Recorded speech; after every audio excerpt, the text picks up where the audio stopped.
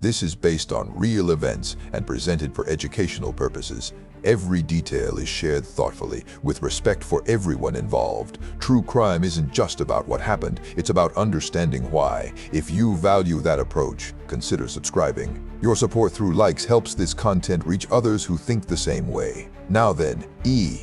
The warning signs were there. Not hidden, not subtle. They were documented, discussed, even reported, and yet nothing happened.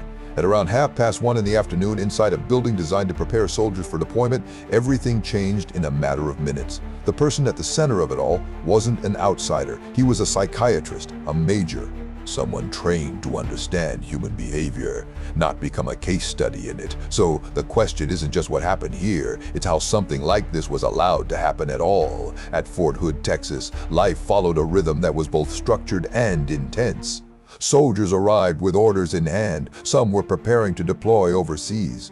Others were returning, trying to adjust back to life at home. The Soldier Readiness Processing Center existed for that exact purpose, to prepare, evaluate, and support them through that transition. From a psychological standpoint, it was a critical environment, high stress, high uncertainty, and for many, high emotional strain. And that's where Major Nidal Malik Hassan worked. He was a psychiatrist. His role was to evaluate mental readiness, to listen, to identify warning signs in others. In many ways, he was positioned as a safeguard, someone trained to recognize when something wasn't right. But there was something about his own behavior that began to stand out. At first, it wasn't obvious, not in a way that would trigger immediate action. Colleagues later described him as quiet, reserved, someone who didn't always engage the way others did. That alone isn't unusual. In high-pressure environments, personality differences are common, but over time, small details started to accumulate, and this is where things take a turn. Some colleagues reported that Hassan's interactions became increasingly uncomfortable. There were conversations where his perspectives didn't align with the expectations of his role, statements that raised questions, not because they were loud or aggressive, but because they suggested a deeper internal conflict. What's interesting from a psychological standpoint is how these situations are often interpreted. When someone operates within a trusted system, especially in a professional role like medicine or the military, there's a tendency to give them the benefit of the doubt, to assume context, to assume stress, to assume misunderstanding. This is known as normalcy bias. It's the idea that people prefer to interpret warning signs as non-threatening because accepting the alternative would require action. And action, especially in structured institutions, carries risk. So instead of escalation, there's hesitation. Instead of intervention, there's observation. And sometimes that delay becomes critical. Hassan's work environment placed him in constant contact with soldiers preparing for deployment. He heard their fears, their doubts, their concerns about what they might face, and over time, there were indications that this exposure may have affected him in ways that weren't fully understood at the time. To understand why, we need to look at something called identity conflict. This happens when a person experiences tension between different aspects of who they are, their beliefs, their role, and their environment. In Hassan's case, he was both a military officer and a mental health professional, two roles that require stability, clarity, and alignment. But when internal beliefs begin to clash with external expectations, that alignment can break down. And when it does, behavior often changes, subtly at first. Looking back, those changes were already being noticed. There were concerns raised, not in dramatic ways, not with urgency, but enough that colleagues remembered them later. Some questioned whether Hassan was fully engaged in his responsibilities. Others noted that his viewpoints were becoming increasingly difficult to reconcile with his position. And yet, no decisive action followed. Why? Because in institutional environments, especially ones built on hierarchy and procedure, action requires certainty, and certainty is rare. So concerns remained concerns, observations remained observations. And the system continued to function as if everything was under control. But there's more to this story than meets the eye. Another important detail, one that would later become significant, was the way Hassan communicated, not just what he said, but how he said it. Colleagues described moments where his tone, his focus, or his reasoning seemed different, not necessarily alarming in isolation. But when viewed collectively, they formed a pattern. This is something forensic psychologists often emphasize. Patterns matter more than individual incidents. One unusual comment might mean nothing, but repeated deviations from expected behavior, especially in high responsibility roles, can signal deeper issues. The challenge is recognizing those patterns early enough to respond. And that didn't happen here. The environment itself also played a role. Fort Hood was one of the largest military installations in the United States. Thousands of personnel, constant movement, continuous operations. In systems of that scale, individual anomalies can be difficult to track. Responsibility becomes distributed, which means accountability can become unclear. And when accountability is unclear, intervention becomes less likely. So you have a situation where a trained mental health professional begins to show behavioral shifts. Colleagues notice, but interpret cautiously. The system acknowledges, but doesn't act decisively. And the environment continues as normal. Looking back, the conditions were already in place. The signals were already present. The question is, why didn't they lead to action? And that's what makes this case so significant, because it forces us to confront something uncomfortable, not just what one individual did, but how multiple layers of awareness failed to come together at the right time, how small decisions, or the absence of them, can build towards something much larger, and how, in high-trust environments, the cost of hesitation can be far greater than anyone anticipates. Looking back, the signs were not hidden. The question is, why didn't they lead to action? At around 1:30 in the afternoon on November 5, 2009, the Soldier Readiness Processing Center was operating like any other day. Soldiers moved through stations. Paperwork was processed. Conversations blended into the background. Routine, structured, predictable. Nothing about the moment suggested that anything was about to change, and that's often how these situations unfold. Ordinary settings, familiar routines, until suddenly they're not. Major Nidal Malik Hassan entered the building and took a seat at one of the tables. There was nothing immediately unusual about that. People came and went throughout the day, sitting, waiting, preparing. It was part of the process. For a brief moment, everything appeared normal. Then something shifted. He stood up. And what followed happened quickly, so quickly that many people inside the building didn't fully understand what was happening at first. Confusion spread before clarity, and in high-stress environments, that confusion can delay response by critical seconds. What's important to understand here is how people react in unexpected crisis situations. From a psychological standpoint, the brain doesn't immediately process danger when it appears in a familiar environment. Instead, it tries to reinterpret what's happening into something that makes sense. A misunderstanding, a mistake, something temporary. This is known as cognitive lag. It's the delay between an event occurring and the brain fully recognizing it as a threat. And during that delay, people hesitate. Not because they lack awareness, but because the situation doesn't match their expectations.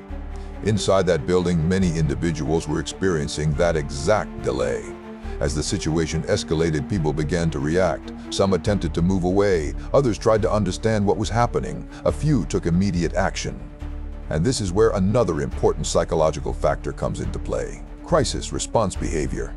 In high-pressure situations, people generally fall into three categories. Some freeze, some flee, and some move toward the situation, attempting to intervene. There is no correct response, only different reactions shaped by training, personality, and circumstance. At Fort Hood, all three responses were present, and each one influenced how the situation unfolded. Among those who responded were individuals trained to act under pressure. Civilian police, Sergeant Kimberly Mungley arrived at the scene and engaged with Hassan outside the building. Her response represents something known as rapid threat engagement, the ability to confront a developing situation with limited information. It's one of the most challenging aspects of crisis response, because decisions must be made in seconds, without full context, without certainty, and often without backup. The exchange that followed was brief but critical. Munley was injured during the encounter and fell to the ground, and in that moment, the situation remained unresolved. The threat was still active, and the outcome was still uncertain. But the response didn't stop there. Another individual, Sergeant Mark Todd, moved into position. He called out, attempting to bring the situation to an end without further escalation. This is a key part of crisis management that often goes unnoticed. Before force is used, there is often an attempt to establish control through communication, to create a moment where the situation can stabilize. But that moment didn't happen here. Instead, the situation continued, and Todd responded accordingly. Within minutes, the situation was brought under control. Hassan was subdued and taken into custody. The entire sequence, from entry to resolution, lasted approximately 10 minutes. 10 minutes. That's all it took for everything to change, and that's one of the most difficult aspects of events like this to process. How something can unfold so quickly yet have consequences that last for years. In the aftermath, the scale of what had happened became clear. 13 people had lost their lives, more than 30 others were injured, families were affected, communities were impacted, and the military faced a moment of reflection that extended far beyond the immediate event. But even as the situation was being processed, another layer of complexity began to emerge. How should this be understood? How should it be classified? And what did it mean in a broader context? Initial responses described it as an act of workplace violence, a classification that focused on the immediate environment and the individual involved. But others raised questions about whether there was more to it, whether ideological factors played a role, whether this fit into a different category entirely. And this is where things become more complicated. From an investigative standpoint, classification matters because it determines how resources are allocated, how patterns are interpreted, and how future risks are assessed. The Federal Bureau of Investigation, the FBI, examined the case in detail. They reviewed communications, behavior patterns, and potential external connections. And ultimately, they concluded that Hassan acted alone. There was no evidence of a coordinated external plan, which meant the focus returned to the individual, to his behavior, and to the warning signs that had been present before the incident. And this is where the earlier details begin to matter more. The concerns raised by colleagues, the behavioral shifts, the communication patterns, all of it now viewed through a different lens, not as isolated observations, but as pieces of a larger pattern. But there was still a gap, because understanding what happened during those 10 minutes didn't fully explain why it happened at all. And without that understanding, the ability to prevent similar situations remains limited. What's interesting from a psychological standpoint is that many cases like this follow a recognizable progression, not in the specific actions, but in the build-up, a combination of internal conflict, external stress, and gradual behavioral change. Individually, each factor may seem manageable, but together, they can create a situation that becomes increasingly unstable, especially when intervention doesn't occur. At Fort Hood, the response to the incident was immediate and decisive, but the response to the warning signs beforehand had been far less clear. And that contrast is what makes this case so important to examine, because it highlights a critical distinction: the ability to respond to a crisis versus the ability to prevent one. The events of that afternoon answered one question: what happened? But they left another question unresolved, a more difficult one, a more important one: why? And the answer to that question would only begin to emerge later, through investigation, through analysis, and through a closer examination of everything that had been overlooked, because the truth wasn't hidden, it was already there. They just didn't know how to interpret it yet. By the time the case reached the courtroom, the focus had shifted. The events of that afternoon were no longer the central question. Those had already been established. What investigators, and later the court, needed to understand was something deeper: why it happened, and whether the signs leading up to it had been understood correctly. The trial began on August 6, 2013. Major Nidal Malik Hassan chose to represent himself. That decision alone drew attention, not because it was unheard of, but because it placed him in direct control of how his actions would be explained. And that explanation would become a key part of understanding the case. During the proceedings, Hassan made statements about his motivations. He described a shift in perspective, a belief that placed him in opposition to the institution he was part of. From a psychological standpoint, this is often referred to as identity realignment. It's when an individual's internal belief system changes in a way that redefines how they see themselves and how they relate to others. In some cases, that shift can remain internal. In others, it begins to influence behavior. And when it reaches that point, the consequences can extend beyond the individual.